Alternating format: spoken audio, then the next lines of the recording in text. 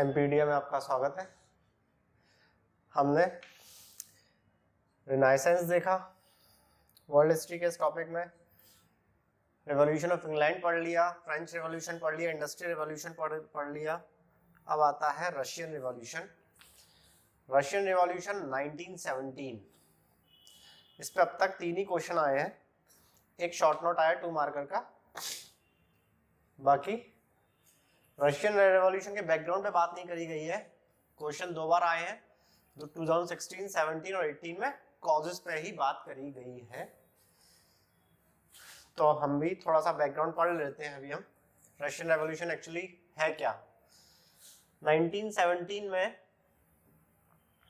Russia में monarchy थी, जैसे फ्रांस में थी। रिजाइम किसका था? जार निकोलस II का। जार निकोलस II किंग थे वहां के। रशिया पहले से ही वर्ल्ड वॉर, एक्चुअली इससे पहले हमें वर्ल्ड वॉर 1 पढ़ना चाहिए था, क्योंकि 1914 वर्ल्ड वॉर की शुरुआत हो चुकी थी। उससे पहले रशिया, इसमें 1917 जो रशियन रेवोल्यूशन हुआ था उसका मेन कॉज वर्ल्ड वॉर 1 भी है, जिसे इमीडिएट कॉज कहा जाता है, मेजर कॉज कहा जाता है। रशिया वर्ल्ड वॉर 1 में इन्वॉल्व था, वो बात है, वो डिफीट हो गया था। रशिया जापान वॉर में 1905 में रशिया को डिफीट मिली थी।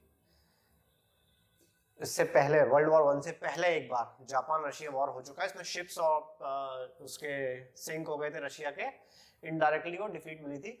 वर्ल्ड वॉर 1 में भी रशिया की कोई बहुत अच्छी स्थिति नहीं थी। उसके यूरोपियन कंट्रीज की कई कंट्रीज के कई प्रॉपर्टीज, कई लैंड वो हार चुका था सेंट्रल पावर्स के अगेंस्ट। जनता में काफी रोष था, जनता बार बार डिफीट के बारे में सुन रही थी। और इसी के साथ जो जार निकोलस II थे, उन्होंने खुद ट्रूप्स और कमांड अपने हाथ में ले ली थी। मतलब सीधे सीधे राजा के हारने वाली बात हो गई थी। कहीं ना कहीं जार निकोलस II का जो वीक माइंडेड पर्सन था, देखा जाए तो वो गवर्न करने में इतना परफेक्ट नहीं था। तो ये जनता को पता था कि कहीं ना कहीं हमारा राजा ही कमजोर पड़ रहा है कई चीजों में। इसीलिए काफी ज्यादा ऑटोक्रेसी हो चुकी थी। एरिस्टोक्रेट्स, जो बहुत बड़े ब्यूरोक्रेट्स थे, पैसे वाले लोग थे, वो राजा के काफी क्लोज रहते थे। वो उन्हीं को, राजा को वही आइडियाज देते थे जिसमें उनका फायदा होता था। सेम फ्रेंच रेवोल्यूशन जैसी स्थिति बन रही थी यहाँ पर भी। अब रशिया में भी 2 रेवोल्यूशन हुए थे 1917 को। हम ये नहीं कह सकते कि एक ही रेवोल्यूशन हुआ था, एक्चुअली 2 रेवोल्यूशन हुए थे पैरेलल, बैक टू बैक। एक होता था फरवरी रेवोल्यूशन 1917, सेकंड था अक्टूबर रेवोल्यूशन 1917। उसी अक्टूबर रेवोल्यूशन को बोल्शेविक रेवोल्यूशन कहा जाता है, क्योंकि बोल्शेविक सत्ता पे आ गए थे। ये सब कैसे हुआ? 2 रेवोल्यूशंस क्या थे? पहले रेवोल्यूशन में तो 1917 जो फरवरी रेवोल्यूशन था, फर्स्ट रेवोल्यूशन जो है वो एक्चुअली फरवरी रेवोल्यूशन था। ये फरवरी एंड मार्च 2017 को, सॉरी 1917 को हुआ। इसमें मोनार्की ओवरथ्रोन हो गई, विड्रॉ हो गई, राजा गद्दी छोड़ के भाग गया। Tsar Nicholas II abdicates the throne. फिर कोई ना कोई गवर्नमेंट तो होनी थी। वहां की पार्लियामेंट को ड्यूमा कहा जाता था, उस वक्त भी ड्यूमा कहा जाता था, रशियन वर्ड था। जार मतलब एम्परर होता है, वो भी रशियन वर्ड है। निकोलस थे, निकोलस से पहले अलेक्जेंडर III थे, अलेक्जेंडर से 3 से पहले अलेक्जेंडर II थे, निकोलस III तीसरे थे। और 3 सदियों से ही इन्हीं की फैमिली रशिया पे राज कर रही थी। रशिया फिनलैंड से लेके, पोलैंड से लेके साइबेरिया तक फैला हुआ था। बहुत बड़ा एरिया था, एक तरीके से बहुत बड़ी लैंड थी, जहां जिसको जीतना इतना आसान नहीं था, बस जिसको एडमिनिस्टर करना बहुत मुश्किल था। ये भी एक बहुत बड़ा कारण रहा हमेशा से रशिया के लिए। फरवरी रेवोल्यूशन हुआ 1917 में, प्रोविजनल गवर्नमेंट का एस्टेब्लिशमेंट हुआ, एक प्रोविजनल गवर्नमेंट बनी। अब प्रोविजनल गवर्नमेंट, जब आप एरिस्टोक्रेसी से परेशान थे, जनता ने आवाज उठाई थी, विद्रोह किया था, तो फिर प्रोविजनल गवर्नमेंट भी जनता की ही बनी होगी? ऐसा नहीं था। जो पुराने पार्लियामेंटेरियंस थे, एरिस्टोक्रेट्स थे, नोबल्स थे, जो राजा के क्लोज थे, वो भी राजा से परेशान थे, उन्होंने ही मिलके एक प्रोविजनल गवर्नमेंट बना ली और मोनार्की का एबोलिशन हो चुका था। लेकिन इनके अगेंस्ट में भी एक पार्टी थी जिसे कहा जाता है पेट्रोग्रैड सोवियत। इसमें ज्यादातर सोल्जर्स और किसान थे, पीजेंट्स। और प्रोविजनल गवर्नमेंट में रिच और मिडिल क्लास, बर्जियस क्लास, कैपिटलिस्ट थे, पैसे वाले लोग, एरिस्टोक्रेट्स थे जो राजा के क्लोज थे, रईस लोग थे जिनकी प्रॉपर्टी थी, जमीनें थी, और इधर गरीब थे एक तरीके से। फाइनली प्रोविजनल गवर्नमेंट एस्टैब्लिश हुई पुराने पार्लियामेंट्रियन, जो पुराने ड्यूमा मेंबर्स जो थे उनके द्वारा। वो इसलिए क्योंकि पेट्रोग्रैड सोवियत ने सोचा कि वैसे भी इकोनॉमिक हालत खराब है, हम तो कुछ कर ही नहीं पाएंगे, इन्हीं को ही चलाने दो, इनको आइडिया है गवर्नमेंट चलाने का। गवर्नमेंट ये लोग चलाते रहे। लेकिन फिर भी जनता खुश नहीं हुई। जनता को लगा कि जो हमारी डिमांड थी, रोटी कपड़ा मकान, वो पूरी नहीं हो रही है। महंगाई अभी भी है, गरीबी अभी भी चल रही है, स्टैंडर्ड ऑफ लिविंग अभी भी गिरा हुआ है। वही वर्कर्स, पीजेंट्स, सोल्जर्स जो युद्ध से वापस आए थे और हारे हुए थे, जो डिसेबल हो गए थे सोल्जर्स, वो सबने मिलके फिर से आवाज उठाई सत्ता गिराने की। उसके बाद सेकंड रेवोल्यूशन स्टार्ट हुआ। इसी को ही बोल्शेविक रेवोल्यूशन कहा जाता है। यही है बोल्शेविक रेवोल्यूशन। और इसी को ही अक्टूबर रिवॉल्यूशन भी कहा जाता है, जो कि अक्टूबर में डिसाइड हुआ और नवंबर में सक्सेसफुली फैल गया और एग्जीक्यूट हो गया पूरी तरीके से, परफेक्टली। जो ये चाहते थे लगभग वैसा उन्होंने कर लिया और रेवोल्यूशन सक्सेस हुआ। ये ओवरव्यू था। गरीबी बहुत हो गई थी उस वक्त, युद्ध के कारण हमारे पास पैसा नहीं था रशिया के पास, और किसान तो परेशान थे क्योंकि उनको लैंड नहीं थी, वो सिर्फ काम करते थे और वहां पे लैंड पे काम करते थे, और जो भी उगता था, जो भी एग्रीकल्चर एक्टिविटीज थी, उसका उनका शेयर लैंड ओनर्स को देना पड़ता था। ये इसका बैकग्राउंड था रशियन रिवॉल्यूशन का। अब हम सीधे सीधे कॉजेस की बात करते हैं, क्या क्या कॉजेस रहे हैं। कॉजेस सबसे ज्यादातर यही पूछा गया, causes of the Bolshevik revolution, और दूसरा एक बार कॉजेस यही पूछा गया, नाम चेंज करके कॉजेस ऑफ रशियन रेवोल्यूशन। अगर हम रशियन रेवोल्यूशन 1917 की बात करें कॉजेस को, तो हमें फरवरी भी लेना पड़ेगा थोड़ा सा, और अक्टूबर रेवोल्यूशन पर ज्यादा फोकस करना। इससे पहले हम बोल्शेविक के लिए पढ़े तो दोनों के कॉजेस लगभग सेम है। रशियन रेवोल्यूशन 1917 की, बोल्शेविक रेवोल्यूशन 1917 का भी कॉजेस सेम है। कॉजेस क्या क्या है,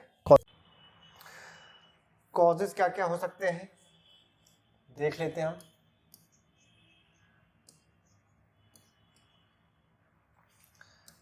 पहला कॉजेस जो इमीडिएट कॉज रहा है, जो मेजर कॉज रहा है, वो यही रहा है, वर्ल्ड वॉर वन में पूरा का पूरा रशिया के सारे सोल्जर्स इन्वॉल्व थे। वर्ल्ड वॉर 1 के कारण मेजॉरिटी लोगों को हायर किया गया युद्ध के लिए, और वर्ल्ड वॉर 1 में जो ट्रूप्स गई थी रशिया की, उसकी पर्सनली कमांड ले ली थी जार निकोलस II ने।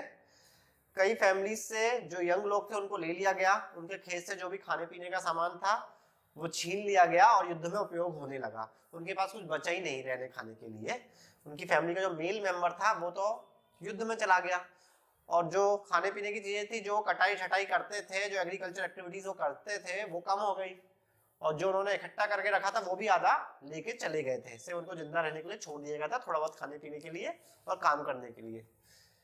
ये वर्ल्ड वॉर 1 एक मेजर रीजन रहा है। फिर इन्फ्लेशन, हाई प्राइस इन्फ्लेशन रहा है, poor standard of living,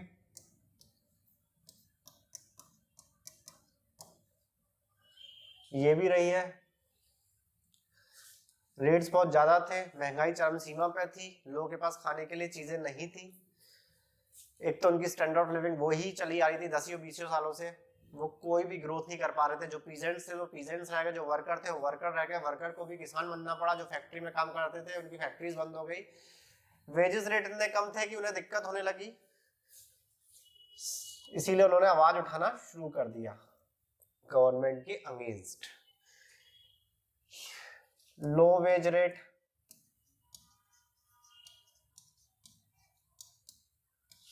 land reforms proper नहीं थे,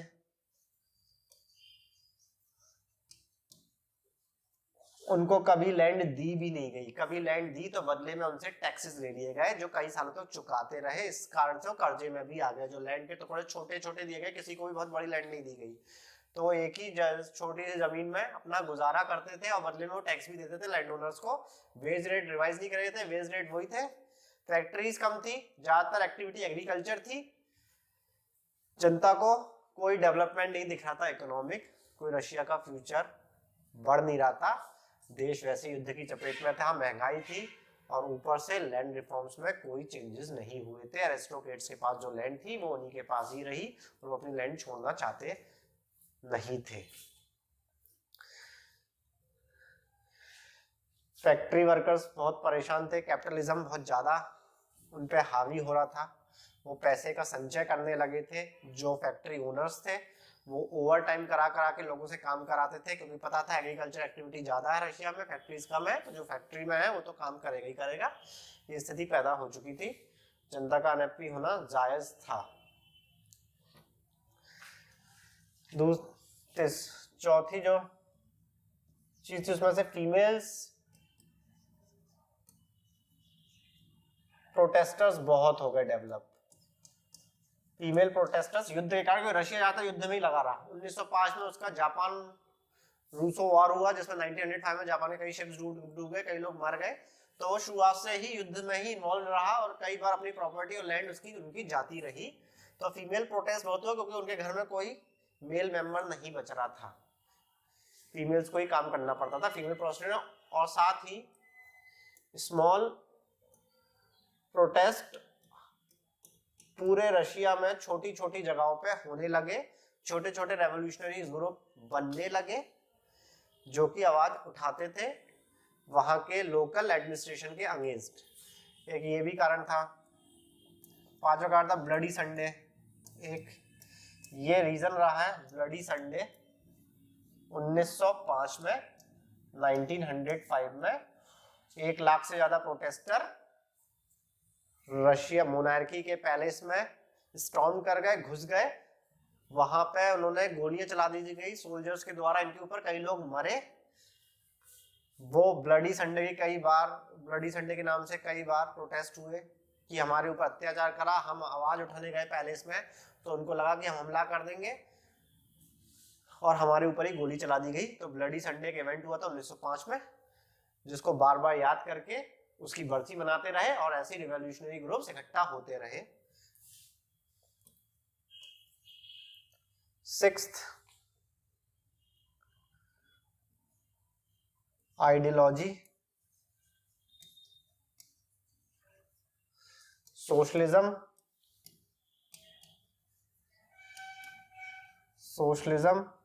एंड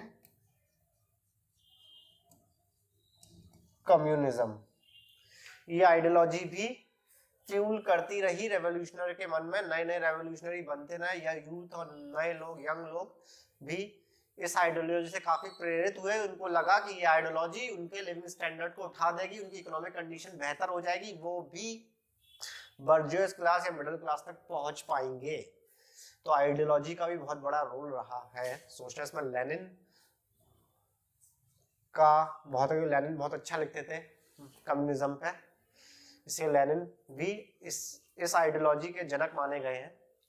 मार्क्सिज्म तो है ही, लेनिन का भी बहुत बड़ा रोल रहा और लेनिन तो डायरेक्टली इन्वॉल्व थे बोल्शेविक रेवोल्यूशन में, सीधे सीधे, क्योंकि जब फरवरी रेवोल्यूशन हुआ था तो लेनिन को आजाद किया गया था। लेनिन को जब लेने गए तो बहुत सारी भीड़ इकट्ठी हुई और लेनिन ने आवाज उठा दी कि जो प्रोविजनल गवर्नमेंट फॉर्म हुई है फरवरी रेवोल्यूशन के कारण वो गलत है, अब हमें एब्सोल्यूट प्रॉपर सोशलिज्म लाना पड़ेगा, सबको समान अधिकार देने पड़ेंगे और पुराने लोग हैं जो राजा के, उन सबको हटाना पड़ेगा। 7 सोल्जर्स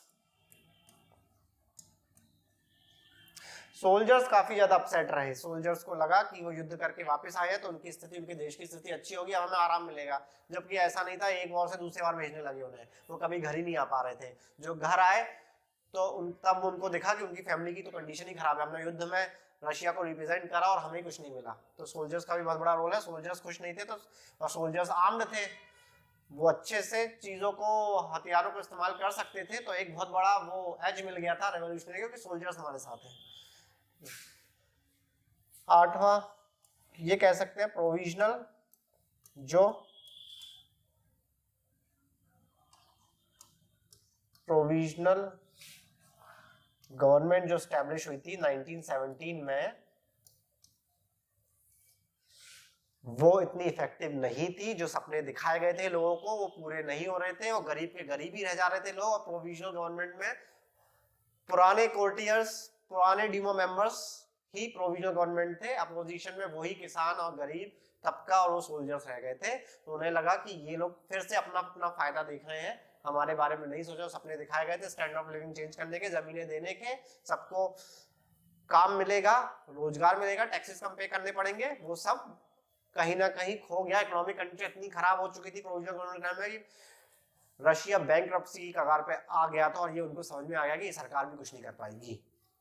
ये सारे एक से लेके 1 2 3 4 8 पॉइंट्स का यूज करके, इनको जोड़ के मर्ज करके भी हम पॉइंट्स बना सकते हैं। इसके अलावा भी कई पॉइंट्स हो सकते हैं। अगर आप पढ़ेंगे रशियन रेवोल्यूशन को डिटेल में तो आपको मिल जाएगा। आप इतने इन पॉइंट्स के अंदर भी डिटेलिंग डाल देंगे तो आपका आराम से 200 वर्ड्स में आंसर भी तैयार हो जाएगा, 200 से 300 वर्ड्स में।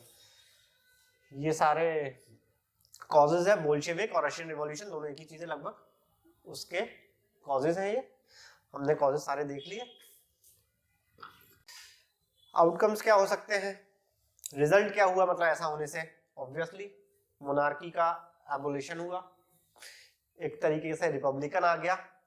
कम्युनिस्ट कंट्री की पहले ही दुनिया की फर्स्ट कम्युनिस्ट कंट्री रशिया बना। एक एब्सोल्यूट यूनियन बना यूएसएसआर, जिसे union of socialist Soviet of Russia कहा गया। एक आइडियोलॉजी डेवलप हुई कम्युनिस्ट, साथ ही लैंड रिफॉर्म्स हुए, राइट टू वर्क स्टैब्लिश हुआ, कई चार्टर्स बने इसमें राइट टू वर्क, हर किसी को काम करने का अधिकार मिला। सरकार को ऐसे माहौल क्रिएट करना पड़ेगा जिसमें लोगों को काम करने का मौका मिले। वर्ल्ड वॉर 1 से पीछे हट गए, इन्होंने कैंसिल कर दिया। आर्म्स ट्रीटी हुई इनके बीच में, सेंट्रल पावर्स और यूएसएसआर के बीच में, कि ये लैंड्स, ये प्रॉपर्टीज आपको छोड़नी पड़ेगी। एक आउटकम ये भी था, ये थोड़ा नेगेटिव आउटकम था। साथ ही कम्युनिस्ट इंटरनेशनल की स्थापना हुई, जिसने इंटरनेशनल लेवल पर रशिया की आइडियोलॉजी को फैलाया। ये हुआ, यही सब इसके रिजल्ट्स रहे हैं। एशिया और यूरोप में मोनार्की का इन्होंने एग्जांपल दिया, मोनार्की एंड का। अब क्वेश्चन एक बार ये भी आया, jar Alexander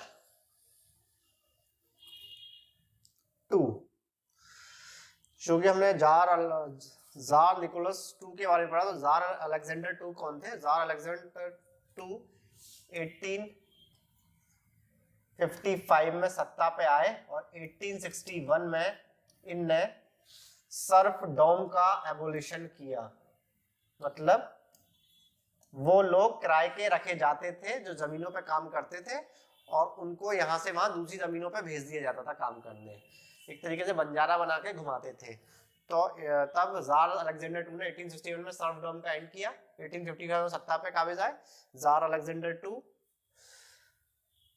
was the monarchist of Russia in 1861। Simple सा ये इसका आंसर हो सकता है। और साथ ही साथ ये असैसिनेटेड भी हुए सेंट पीटर्सबर्ग में। जार अलेक्जेंडर 2 का असैसिनेशन हुआ। छोटे छोटे कई रेवोल्यूशनरी ग्रुप्स डेवलप हो चुके थे, वो इनको हटाना चाहते थे, तो तब इनका असैसिनेशन हुआ था। ये एक जार थे जिनका असैसिनेशन हुआ, वो जार अलेक्जेंडर II थे। निकोलस II को भी असैसिनेट करने की कोशिश करी लेकिन नहीं हो पाया। इन सब के आंसर्स आपको मिल जाएंगे। एक परफेक्ट पीडीएफ में हमने तैयार कर रखा है। जैसे ही वर्ल्ड हिस्ट्री खत्म हो जाएगा हम आपको लिंक शेयर कर देंगे स्क्रीन पर, जहां से आप ले सकते हैं। Okay, thank you.